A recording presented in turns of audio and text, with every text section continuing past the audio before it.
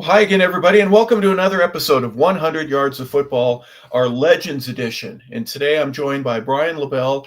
Vincent Turner is not able to be with us today. Our producer and engineer is Jeremiah Long. Thank you, Jeremiah. And Brian, today we're going to talk about one of the most influential, headliners, a guy that absolutely had the meter changed all the way over. Whenever he was on the field, the threat for him to score was as high as you could possibly get it. We're going to talk about Reggie Bush today. Yeah, I mean, of the early 2000s, he's one of the most influential athletes, I would say, in any sport. What he was able to do, his being a household name. I think there's a lot of running backs really up until the last handful of years that really grew up and said, hey, Reggie was a guy that I watched. You base your game off of what he's able to do, his versatility as far as running backs becoming receivers and being able to make plays out of the backfield. He was second to none in that regard. His numbers speak for himself. His background was a big part of that, and who he ended up becoming and his legacy all encompass that. Well, there's greatness, but there's also some trepidation that is a part of that as well. And we'll go into that in just a minute. But Reginald Alfred Bush III, his father named him after his grandfather. So he is the third in line. He was born on March 2nd, 1985, in the San Diego area, just outside it in Spring Valley. But he ended up growing up in deep Southern California and went to Helix High School. And the thing about that, I remember in a couple of tournaments that I played in high school against Helix, so I was familiar with them, and Orange Glen and Sweetwater, a couple of the bigger, more powerful high schools in terms of football, basketball, baseball prowess. But Reggie was an outstanding athlete at Helix. He played football, and his quarterback during that time was a young gentleman named Alex Smith, who went on to have an outstanding collegiate and professional career. The two of them growing up together, handing off, catching the ball out of the backfield, that was a big part of who he was growing up. But he was also an amazing track star. He ran a 10.4 100 meters. His 200 time was 21.06, excuse me. And so Reggie Bush used his God-given speed from a very early age. His parents said there was one time when he was playing Pop Warner ball where in his first two games he had over 900 yards. He had 16 touchdowns. Every time he gave him the ball, Reggie, just run to the right and don't let anyone tackle you. Just go all the way to the other end of the field. And he would do it. He was just amazing. And I know at those early levels, speed has everything to do with your success, but that kept him going. And obviously, an outstanding high school career that gets him recruited by everybody. Brian, he was a 5-star recruit, and who wouldn't want to have Reggie Bush in their lineup from a collegiate standpoint? Well, I don't know if there's a single team in the country that wouldn't have at least inquired about his services, but Pete Carroll ended up getting the best of him, ended up saying, hey, come play for me, which he ended up doing, which may have been probably the best decision that he made, where in his tenure at SC, they played for a national championship every single year. They shared a title. They won a title outright. And then I would say the Rose Bowl loss to Texas is probably more of the forgettable aspects of his career. But Reggie was a massive part of what SC was able to do. In 2004, surprisingly enough, he never was the guy. As far as the backfield, he always shared with a guy named Lendale White, who was also pretty stinking good in his own right. So Reggie was splitting carries, which maybe helped him, which kept him really fresh. He had 143 carries for 908 yards and 6 touchdowns in 2004 at a 6.3 yards a clip. He also had 509 receiving yards and more touchdowns there as well with 7, which kind of encompasses what he's able to do as a dual threat back, where he's like, hey, I could beat you running the football between the tackles. I can stretch it out, but I can also run a swing route. I can run a screen. I can go vertical. I can make plays down the field, which he did tremendously. He could return punts. He returned kicks. He did just about anything that USC asked him to do, and he did it at a level that was unmatched. There was nobody else in the country that was anywhere near what Reggie was able to do. I think the ESPN 30 for 30 on him is run, Reggie, run, because every time he touched the ball, like you said, that's what he did. He was faster than everybody else, and he just ran, and it was a lot of fun to watch him run. And after his 2004 campaign, which was really good, he still split carries, but for whatever reason, he just turned it on to another level. where in 2005 he goes from 908 yards to 1,740 yards, adding just about 800 yards right around there to his total on only 57 more carries, averaging almost 9 yards a clip at 16 TDs, which isn't bad or anything to scoff at anybody. Maybe his receiving numbers hurt a little bit because he only had 2 touchdowns as opposed to the 7 the year before, but he still had 37 catches for 478 yards, 12.9 yards a touch as far as that's concerned. And he did all this while splitting attention and time with Matt Leinart and Lendale White and all the guys that USC had. I mean, you could name off almost an entire professional organization worth of guys that they had over the 3 or 4 years in Reggie's tenure where he was around the program. And all he did was excel. Ended up hoisting a Heisman Trophy because of it. I think he was Pac-10 Player of the Year at least once. I'm not sure if he got it 2 times. I think it was only the 1 year. But, man, Reggie was a lot of fun. As far as a college athlete, he was a lot of fun. He was must-see TV.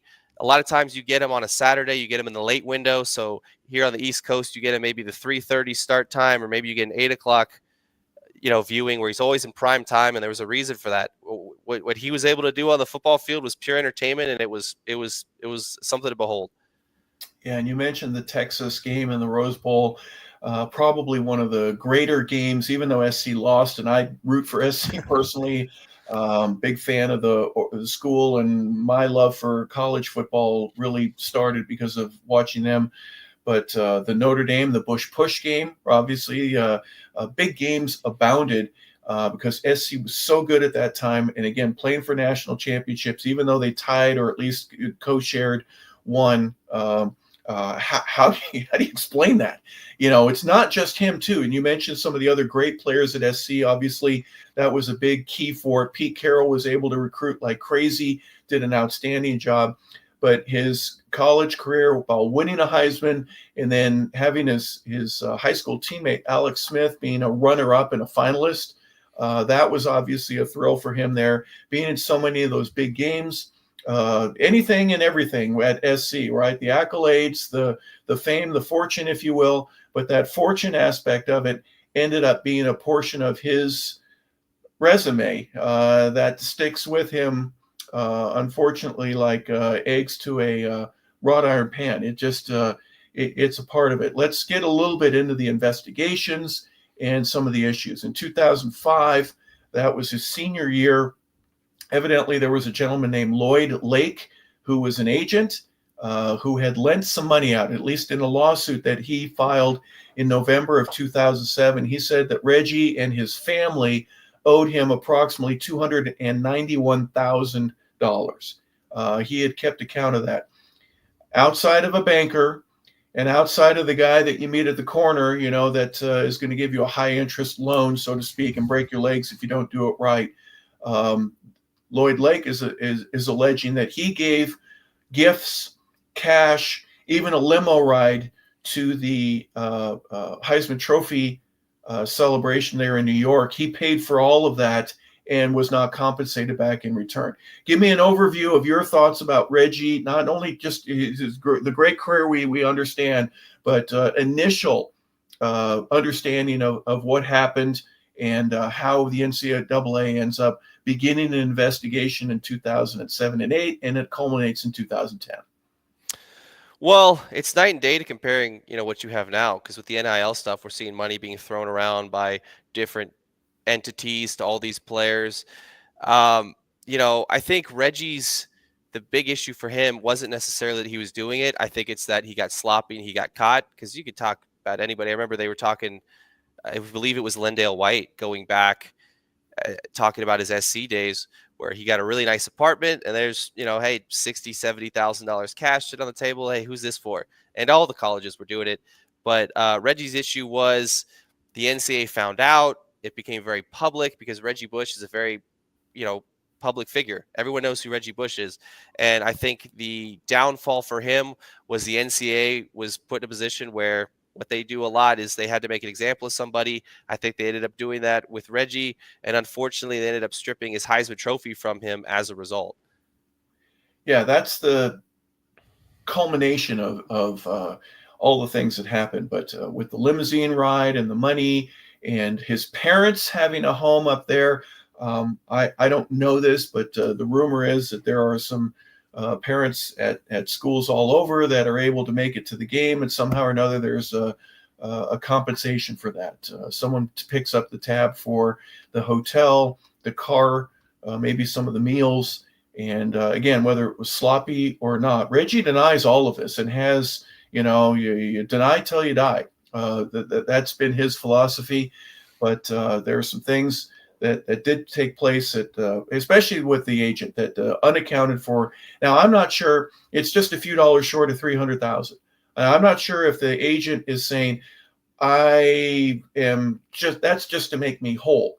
Or if he maybe lent out maybe 50, 75, 100,000 and is saying, well, they never paid me back, so I'm claiming interest and doing all that. But the lawsuit, again, I have the exact number. It was $291,600 in cash and gifts.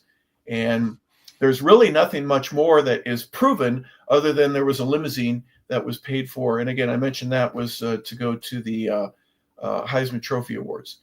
But his high profile, his status, some of the things that were a part of who he was and the sanctions that took place. Max Nikias was the president of USC, and he basically removed him from the facilities and any image, name, or likeness that would be a part of him. So there was a banner or a mural that was there. The Heisman Trophy was removed, everything a part of it. And it's just absolutely devastating to Reggie. Years later, he would admit that, his depression, his suicidal thoughts began at this time because everything that was associated with him and his greatness and his name was really taken away, Brian. And so for obvious reasons, you feel badly for him. And there are those that are out there going, well, then, don't do the crime. Yeah, I think that the issue with this whole thing is while Reggie is in this, he's going through all these issues and all this background noise is happening, he still has an NFL career going on. He's still trying to make a name for himself at the next level. And he's in a position where, he's still got to mentally prepare to be able to play football for the New Orleans Saints and wherever else he's bouncing around while he's dealing with all this stuff. And he's really the erasure of his name as far as not just what USC did, but in collegiate history, because what he was able to accomplish, in the 2 years where he really turned it on there was, it's a collegiate Hall of Fame level of performance. There are people that have him. He's maybe not quite there with the Herschel Walkers and maybe not quite there with the Bo Jacksons, but man, he's in the conversation as far as maybe the most fun guys of what he's able to do because he was a jack of all trades. And to sort of have that taken away from you really in the midst of your prime, because he's still playing NFL football. He's still, producing there. Just, you talked about what the wear and tear was on his mental and emotional state. But, for Reggie, it's fortunate for him that he was able to persevere and keep going, and he made a decent NFL career out of it. But at the end of it, it's like you said, it's devastating. It's very tough to overcome. Yeah, during his 3 years at USC, the numbers are 3,169 rushing yards. He had 25 touchdowns. Receiving, he had 1,301 yard. He had 13 touchdowns there. And kick returns, 1,500 yards in terms of kickoffs. He had 1 touchdown there. And his punt returns, another 559 yards. He had 3 touchdowns in his collegiate career. Numbers speak for themselves. He is a college football Hall of Famer for obvious reasons, but there's always that trepidation of bringing his name up. Well, he got caught doing this. And so the awards, the Walter Camp, the Doak Walker, again, the Heisman Trophy, even out of state, the Pigskin Award of the Washington, D.C. Sports Illustrated players and the Knights of Columbus, they had an award for him. Everybody realized how good he was. The one thing about him that made a difference, at least in my opinion, in the college career is his speed. Yeah. He was officially timed at a 4.33, and anything below a 4.5. There are all kinds of guys that say, I can run a 4.4. Well, with pads and a helmet on, it's a little bit different. Bobby Butler, when I played with Bobby as Atlanta Falcons, had a son named Bryce, and he went to Norcross High School.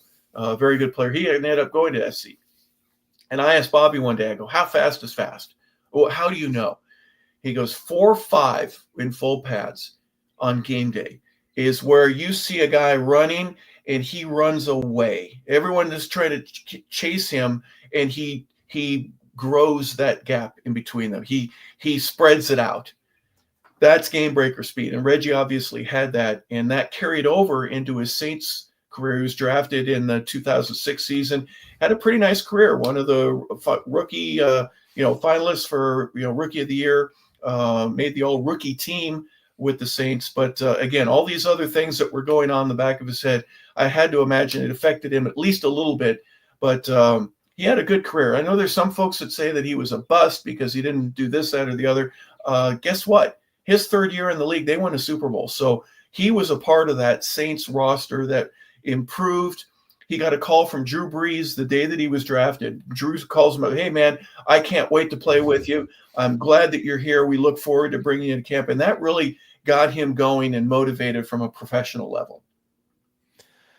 Yeah, I mean, that's got to be a nice little pick-me-up when you have one of the greatest to ever do it. I know Drew was still kind of cementing his legacy, but saying, "Hey, man, he was very open about saying, hey, this guy can play and he's going to make our offense a lot of fun and he's going to help us improve."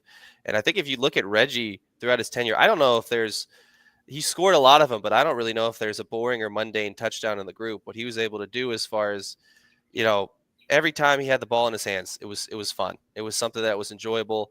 And I think that really was an extension of Reggie loving the game and loving what he did. Is he took how much he loved football and he put it on the field every single time he was on it.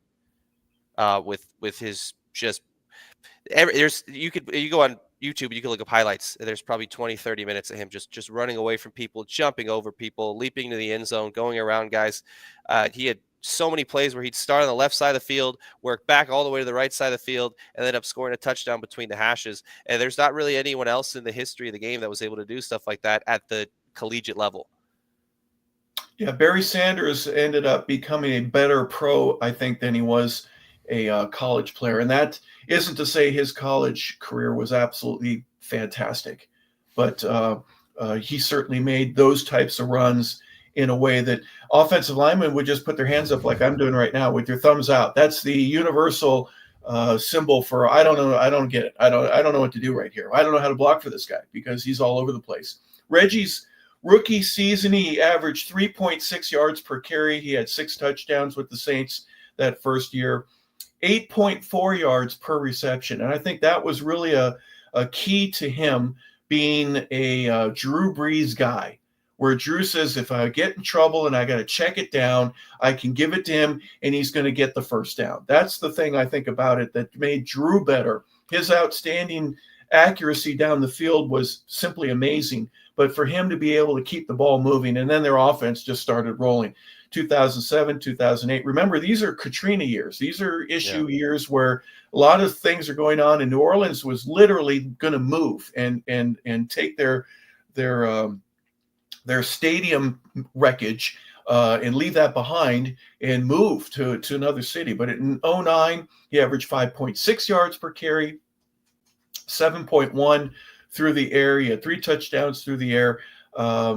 He was just a guy that helped that team as one of the pieces of many to get to where they needed to be. And obviously, winning that Super Bowl against the Colts the way that they did, an onside kick in that late interception that the Saints had defensively to stop Peyton Manning from winning that Super Bowl. And just a lot of amazing things. And for him to be on the field and be a part of it, you know what, you got to be something special. And he certainly was that with New Orleans. There's not a lot of guys that get to say in their collegiate NFL career, Heisman Trophy, national championship, Super Bowl. There's not many guys that get to check off all 3 of those accolades like Reggie did. I don't know if necessarily it's fair to assess his professional career the way he did his college, because I think it's a lot harder to translate what you're able to do collegiately to the next level, because you have the best of the best every single time you line up. But I mean, Reggie tried. There's a lot of stuff he was able to do. He still had a bunch of highlights at his, with New Orleans and professionally, where it was kind of reminiscent. You say, oh, you have whoever's breaking down the game on ESPN, whoever you're watching, say, man, very reminiscent of what he did at SC, making a guy miss, making a spin move, jumping over a guy, finding his way into the end zone. Reggie was, second to none in that. And I think his NFL career gets overlooked because a lot of the looming collegiate stuff, the after effects of getting his Heisman Trophy stripped and the lawsuits. And I think a lot of people really were polarizing of him because it's very easy to hate on, very successful athletes, especially when you have to see them chronically all over the newsfeed. I mean, look at what, yesterday with Patrick Mahomes and the Chiefs, a lot of people cheering against him. So I think that kind of hurt Reggie in regards to legacy, but man, his NFL career, it's not really anything to scoff at. He still put up decent numbers. And for, there's not I would say that maybe 95% of running backs who've ever touched the field professionally would take as far as the total production, as far as the numbers, what Reggie was able to do on Sundays. Well, after he goes to New Orleans, he actually has his career best rushing year in 2011 with Miami. So he's with the Saints for 5 years. He re-signs a 2-year deal with Miami during that first year, and that's 2011. He rushes for 1,086 yards. He had 6 touchdowns that year. He had the longest run of his career, a 76-yard touchdown during that. He played in 15 of 16 games, and he started all 15 of them. Played in 16 games the following year, only had 986 yards, so 14 shy of having 2 1,000-yard years. So really, they're right in the prime of his life. He's playing well, average 5.0 and 4.3 yards per carry. But then after that, he ends up signing with Detroit, was there for 2 years, ends up getting hurt in Detroit. He only plays in 11 games that second year, injures his leg against San Francisco. He only plays in 5 games, and then ends his career in Buffalo. He played 13 games with them. He didn't start any, but he ended up his career with 5,400 rushing yards. He had 36 touchdowns on the ground, and in the air, he had another 3,598 yards, 18 touchdowns. He had 4 touchdowns as a punt returner, and an additional 794 yards. So an amazing NFL career spanning over 11 years. Congratulations to that. And then you look in his personal life. Brian, he dates Kim Kardashian. He dates Jesse James Decker. He ends up getting married in 2011 to Lalit Evgen. The two have 3 children. He's had a media career. He's been a part of the Fox programming, pregame and halftime and postgame stuff. So kept himself incredibly busy. But I think one of the great things in Reggie's life now is that he can go back to USC. I think there'll always be people that will scoff at the fact that he had the issue there and what that did in terms of damage control to the school. But his love for SC and now being a part of the legacy where he can be on the sideline with Marcus Allen and any of the other greats that are a part of that, obviously that national championship ring means a lot to him. Yeah, it's very cool to see. Getting to be reunited with Matt Leinart too at Fox is kind of cool because they have a good rapport going there. They got good chemistry when they go back and forth. And I think more so now that he's got his Heisman back and that all that's sorted out, I think being able to go back and talk about his college days, I think there's a little more joy in his eyes and in his voice when he expresses like, oh yeah, and remember this, and absolutely, and here's what I experienced, and here's how I saw it, and here's what I tried to do, versus I think what he used to be able to, be in a situation where he kind of almost had to hide it. He kind of had to put it behind him because I know it just loomed over him, but to see him able to persevere, because I want to say it was 14 years when the NCAA stripped him. I think it was in 2010. It was 14 years before, he was able to get his Heisman Trophy back and he was able to re-encompass himself back, not just in, SC lore, but in collegiate lore. So kudos to him and, you're happy for him. Yeah, there were certain things about his, I'll call it negotiations with the NCAA. To get his Heisman Trophy back in his good standing, where the NCAA says, no, you broke the rules. Well, wait a second.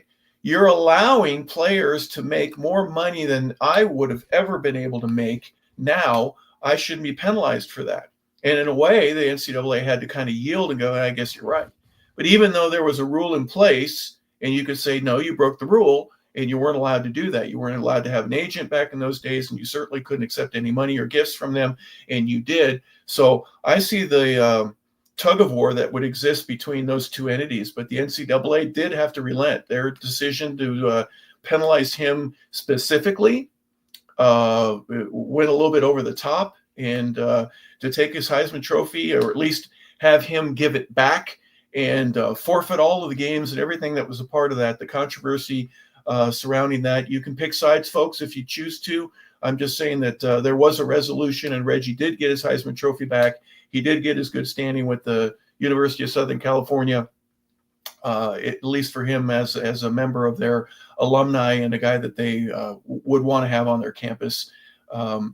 He was a Super Bowl champion, first team All-Pro, did accomplish some things in the professional level. He was a Pro Football Writers Association All-Rookie team in 2006, BCS champion, two-time national champion in 03 and 04. He wins the Heisman Trophy, the Walter Camp Award. He was the AP College Football Player of the Year in 2005. Sporting News, the Chick Harley Award, the Doak Walker Award, the Jim Brown Trophy, Consensus All-American in 2004. 2 times he was the Pac-10 Offensive Player of the Year. He was first team All Pac-10 in 2004 and 5, and the USC Trojans retired his number 5. He is Reggie Bush and a part of today's Legends class. So we want to say thank you for tuning in today. For Jeremiah Long, our producer and engineer, for Brian LeBel, who's below you on the picture and the screen. I'm Harper LeBel saying thank you for tuning in. Vincent will be with us back next week in another edition of our Legends Show. Thank you for tuning in to 100 Yards of Football. Have a fantastic day, everybody.